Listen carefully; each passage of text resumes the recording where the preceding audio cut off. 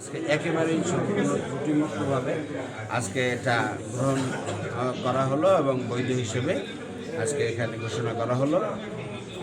সামনে নির্বাচনের যে প্রক্রিয়াগুলো আছে এগুলো ধাপে ধাপে ইনশাল্লাহ সম্পন্ন হবে এবং আমরা আমাদের এই নির্বাচনী কার্যক্রম আমরা চালিয়ে যাচ্ছি।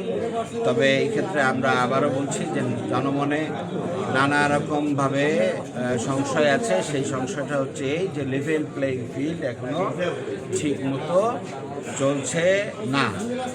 গ্রাসরুট লেভেলে টুকটাক বিভিন্ন ধরনের ঘটনা আসতেছে, বিভিন্ন ধরনের, এবং এগুলো হচ্ছে আলামত।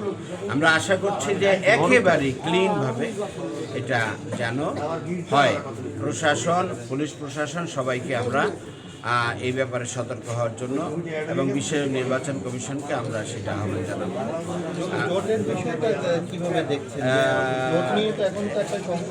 দেখেন এখানে তো ইনশাল্লাহ বরিশাল 5 আসনে ইনশাল্লাহ জামাত ইসলামী দাঁড়িপাল্লা নিয়ে নির্বাচন করবে ইনশাল্লাহ, এবং সেখানে জোটের যে সমস্যাগুলোর সমাধান হয়ে জোটের প্রার্থী হিসেবে ইনশাল্লাহ এখানে আমরা জনগণকে নিয়েই এখানে কাজ করা হবে ইনশাল্লাহ। দীর্ঘদিন আর আপনারা বরিশালে 5 আসনে 96 পরে আর নির্বাচনে আসেননি, এই নির্বাচনে আসেন দীর্ঘ গ্যাপ। আসলে এই যে গ্যাপে আপনারা দীর্ঘ নির্বাচন করেছে, তাদের কোনো প্রতিদ্বন্দ্বী মনে করছেন তাদের সাথে কোনো হবে কিনা?